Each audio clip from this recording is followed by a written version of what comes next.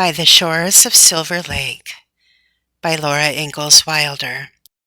Illustrated by Garth Williams.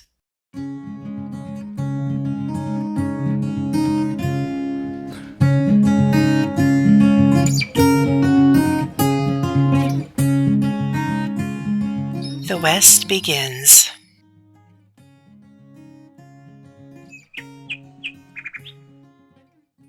Early next morning they were all in the wagon again. It had not been unloaded, so everything was ready to go. Nothing was left of the camp but Aunt Dosh's shanty. Over the worn-out grass and the dead spots where shanties had been, surveyors were measuring and driving stakes for a new town that would be built.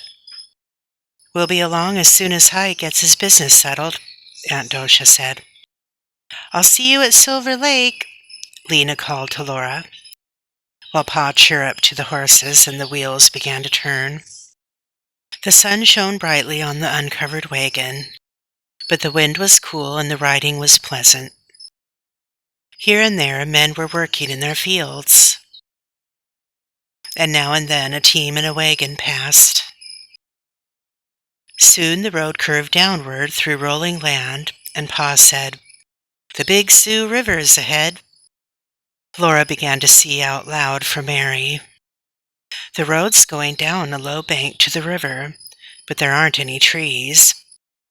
There's just the big sky and grassy land, and the little low creek. It's a big river sometimes, but now it's dried up till it's no bigger than Plum Creek. It trickles along from pool to pool, by dry gravel stretches and cracked dry mud flats. Now the horses are stopping to drink. Drink hearty," Pa said to the horses. "There's no more water for 30 miles. Beyond the low river, the grassy land was low curve behind curve, and the road looked like a short hook. "The road pushes against the grassy land and breaks off short, and that's the end of it," said Laura. "It can't be," Mary objected. "The road goes all the way to Silver Lake." "I know it does," Laura answered. "Well, then I don't think you ought to say things like that," Mary told her gently. "We should always be careful to say exactly what we mean." "I was saying what I meant," Laura protested, but she could not explain. There were so many ways of seeing things and so many ways of saying them. Beyond the Big Sioux there were no more fields, no more houses, no people in sight. There really was no road, only a dim wagon trail, and no road grade. Here and there Laura glimpsed a little wooden stake, almost hidden in the grasses. Pa said they were surveyors' stakes for the railroad grade that was not started yet. Laura said to Mary, "This prairie is like an enormous meadow, stretching far away in every direction, to the very edge of the world." The endless waves of flowery grasses under the cloudless sky gave her a queer feeling. She could not say how she felt. All of them in the wagon and the wagon and team, and even Pa, seemed small. All morning Pa drove steadily along the dim wagon track, and nothing changed. The farther they went into the west, the smaller they seemed, and the less they seemed to be going anywhere. The wind blew the grasses always with the same endless rippling. The horses' feet and the wheels going over the grass made always the same sound. The jiggling of the board seat was always the same jiggling. Laura thought they might go on forever, yet always be in the same changeless place that would not even know they were there. Only the sun moved. Without ever seeming to, the sun moved steadily upward in the sky. When it was overhead, they stopped to feed the horses and to eat a picnic lunch on the clean grass. It was good to rest on the ground after riding all the morning. Laura thought of the many times they had eaten under the sky, while they were traveling all the way from Wisconsin to Indian Territory, and back again to Minnesota. Now they were in Dakota Territory, going farther west. But this was different from all the other times, not only because there was no cover on the wagon and no beds in it, but some other reason. Laura couldn't say how, but this prairie was different. "Pa," she asked, "when you find the homestead, will it be like the one we had in Indian Territory?" Pa thought before he answered. "No," he said finally. "This is different country. I can't tell you how exactly, but this prairie is different. It feels different."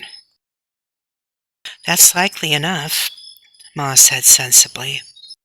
"We're west of Minnesota and north of Indian Territory, so naturally the flowers and grasses are not the same."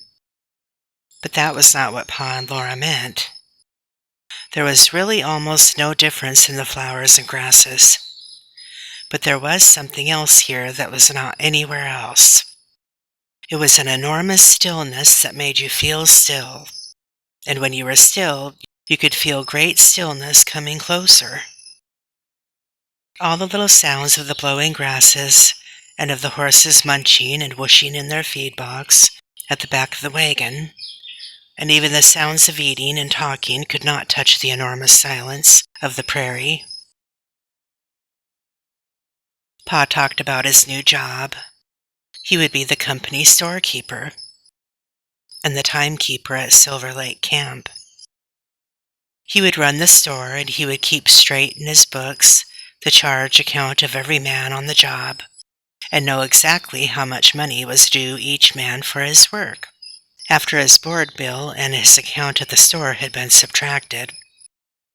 And when the paymaster brought the money each payday, Pa would pay every man.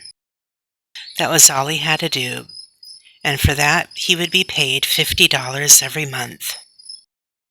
"And best of all, Carolyn, we're among the very first out here," said Pa. "We've got the pick of the land for our homestead. By George, our luck's turned at last. First chance at new land, and $50 a month for a whole summer to boot." "It is wonderful, Charles," said Ma. But all their talking did not mean anything to the enormous silence of the prairie. All that afternoon they went on, mile after mile, never seeing a house or any sign of people, never seeing anything but grass and sky. The trail they followed was marked only by bent and broken grasses. Laura saw old Indian trails and buffalo paths, worn deep in the ground and now grassed over. She saw strange large depressions, straight-sided and flat-bottomed, that had been buffalo wallows, where now the grass was growing. Laura had never seen a buffalo, and Pa said it was not likely that she would ever see one. Only a little while before the vast herds of thousands of buffaloes had grazed over this country, they had been the Indians' cattle, and white men had slaughtered them all.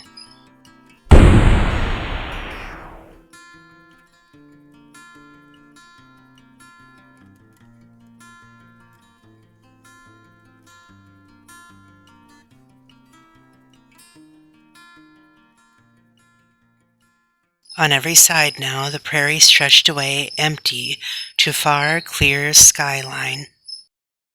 The wind never stopped blowing, waving the tall prairie grasses that had turned brown in the sun. And all that afternoon, while Pa kept driving onward, he was merrily whistling or singing. The song he sang oftenest was,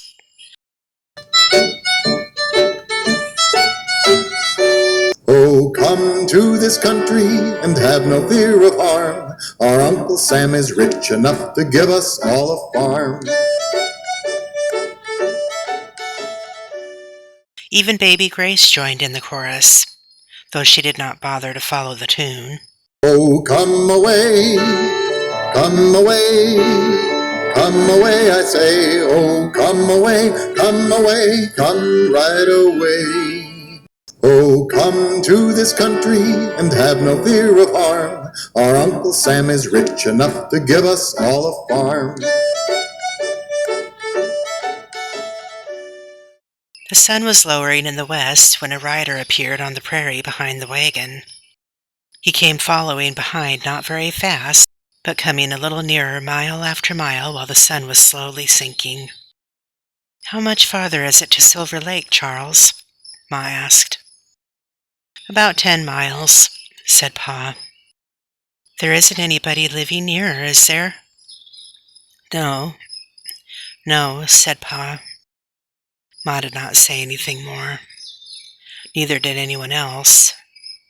They kept glancing back at the rider behind them, and each time they looked he was a little nearer. He was surely following them and not meaning to overtake them until the sun sank. The sun was so low that every hollow between the low prairie swells was filled with shadow. Each time that Pa glanced back, his hand made a little motion, slapping the horses with the lines to hurry them. But no team could pull a loaded wagon as fast as a man could ride. The man was so near now that Laura could see 2 pistols in leather holsters on his hips. His hat was pulled low over his eyes, and a red bandana was tied loosely around his neck. Pa had brought his gun west, but it was not in the wagon now. Laura wondered where it was, but she did not ask Pa. She looked back again and saw another rider coming on a white horse. He wore a red shirt. He and the white horse were far behind and small, but they came fast, galloping. They overtook the first rider, and the 2 came on together. Ma said in a low voice, "There's 2 of them now, Charles." Mary asked, frightened, "What is it? Laura, what's the matter?" Pa looked back quickly, and then he was comfortable. "Everything's all right now," he said. "That's Big Jerry." "Who's Big Jerry?" Ma asked. "He's a half-breed, French and Indian," Pa answered carelessly. "A gambler, and some say a horse thief, but a darn good fellow. Big Jerry won't let anybody waylay us." Ma looked at him astonished. Her mouth opened and then it shut. She did not say anything. The riders came up beside the wagon. Pa lifted his hand and said, "Hello, Jerry."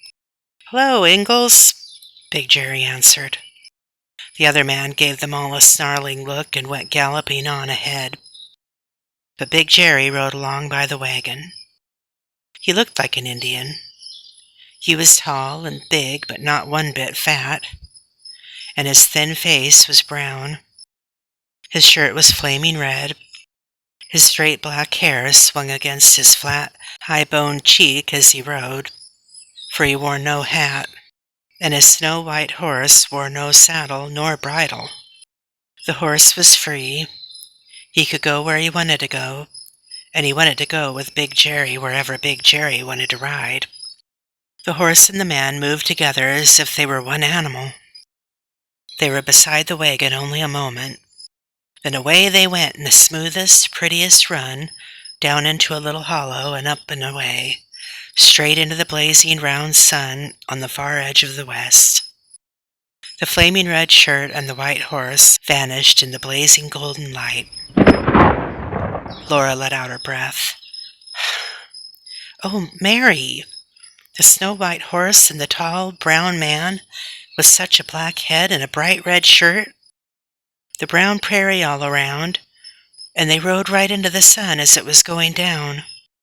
They'll go on in the sun around the world." Mary thought a moment. Then she said, "Laura, you know he couldn't ride into the sun. He's just riding along on the ground like anybody." But Laura did not feel that she had told a lie. What she had said was true, too. Somehow that moment when the beautiful, free pony and the wild man rode into the sun would last forever. Ma still feared that the other man might be lying in wait to rob them. But Pa told her, Don't worry.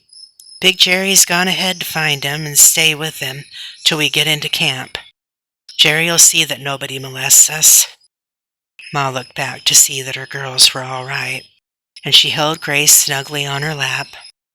She did not say anything because nothing she could say would make any difference. But Laura knew that Ma had never wanted to leave Plum Creek. It did not like to be here now. She did not like traveling in that lonely country, with night coming on and such men riding the prairie. The wild calls of birds came down from the fading sky.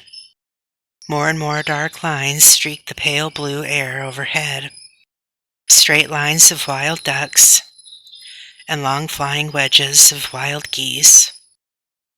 The leaders called to their flocks behind them, and each bird answered in turn. The whole sky twanged. Honk, honk, honk, quank, quank, quank. "They're flying low," said Pa, "settling down for the night on the lakes." There were lakes ahead. A thin silvery line at the very edge of the sky was Silver Lake, and little glimmers south of it were the twin lakes, Henry and Thompson. A wee dark blob between them was the lone tree. Pa said it was a big cottonwood, the only tree to be seen between the Big Sioux River and the gym. It grew on a little rise of ground no wider than a road between the twin lakes, and it grew big because its roots could reach water. "We'll get some seeds from it to plant on our homestead," Pa said. "You can't see Spirit Lake from here. It's 9 miles northwest of Silver Lake. You see, Carolyn, what fine hunting country this is? Plenty of water and good feeding ground for wild fowl." "Yes, Charles, I see," said Ma. The sun sank. A ball of pulsing liquid light, it sank in clouds of crimson and silver. Cold purple shadows rose in the east, crept slowly across the prairie, then rose in heights on heights of darkness from which the stars swung low and bright. The wind, which all day long had blown strongly, dropped low with the sun and went whispering among the tall grasses. The earth seemed to lie breathing softly under the summer night. Pa drove on and on beneath the low stars. The horse's feet went softly thump-thumping on the grassy ground. Far, far ahead, a few tiny lights pricked through the dark. They were the lights of Silver Lake Camp. "Don't need to see the trail for these next 8 miles, Pa told Ma. "All a man's got to do is keep driving toward the lights. There's nothing between us and camp but smooth prairie and air." Laura was tired and chilly. The lights were far away. They might be stars after all. The whole night was a glittering of stars. Close overhead and down on all sides, great stars glittered in patterns on the dark.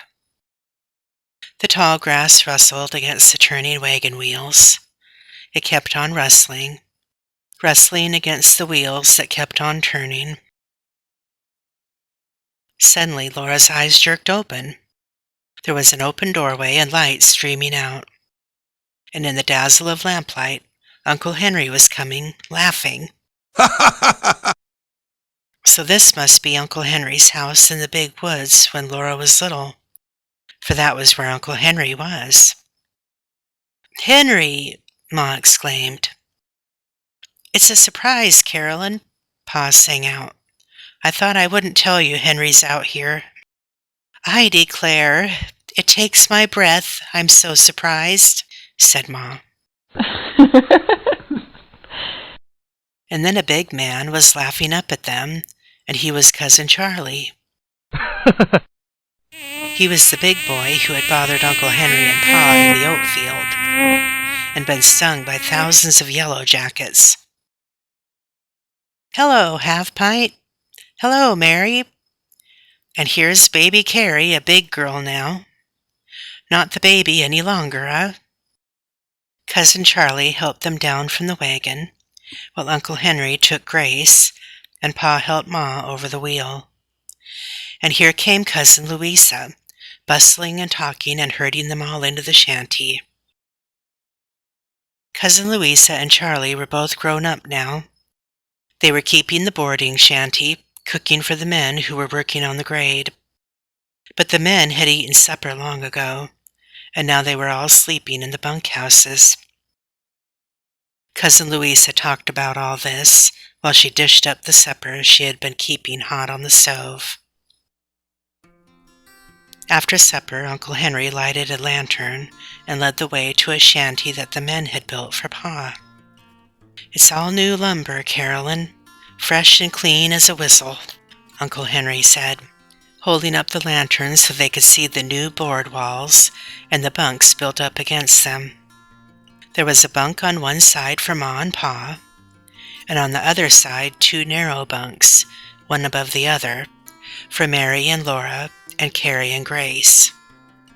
The beds were already spread in the bunks. Cousin Louisa had seen to that. In no time at all, Laura and Mary were cuddled on the rustling fresh hay mattress, with the sheet and quilts drawn up to their noses.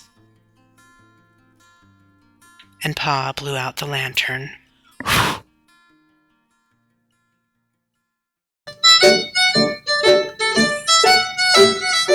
Of all the mighty nations in the east or in the west, oh, this glorious Yankee nation is the greatest and the best. We have room for all creation, and our banner is unfurled. Here's a general invitation to the people of the world. Oh, come away, come away, come away, I say. Oh, come away, come away, come right away. Oh, come to this country and have no fear of harm. Our Uncle Sam is rich enough to give us all a farm.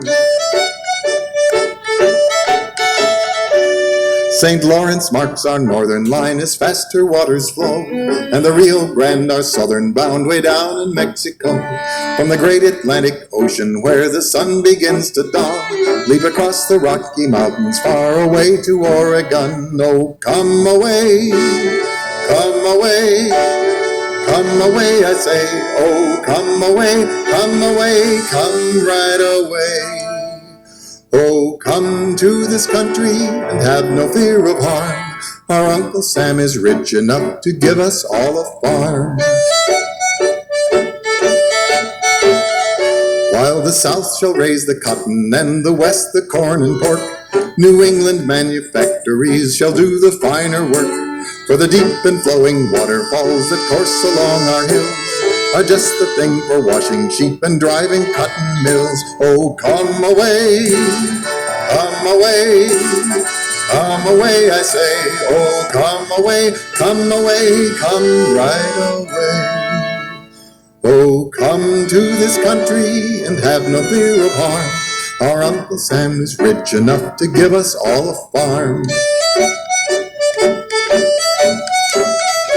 Our fathers gave us liberty, but little did they dream the grand results that pour along this mighty age of steam. For our mountains, lakes, and rivers are all a blaze of fire, and we send our news by lightning on the telegraphic wire. Oh, come away, come away, come away, I say. Oh, come away, come away, come right away. Oh, come to this country and have no fear of harm. Our Uncle Sam is rich enough to give us all a farm. Yes, we're bound to beat the nations, for our motto's go ahead, and we'll tell the foreign countries that our people are well fed. For the nations must remember, Uncle Sam is not a fool, for the people do the voting and the children go to school. Oh, come away, come away, come away, I say. Oh, come away, come away, come right away. Oh, come to this country and have no fear of harm. Our Uncle Sam is rich enough to give us all a farm.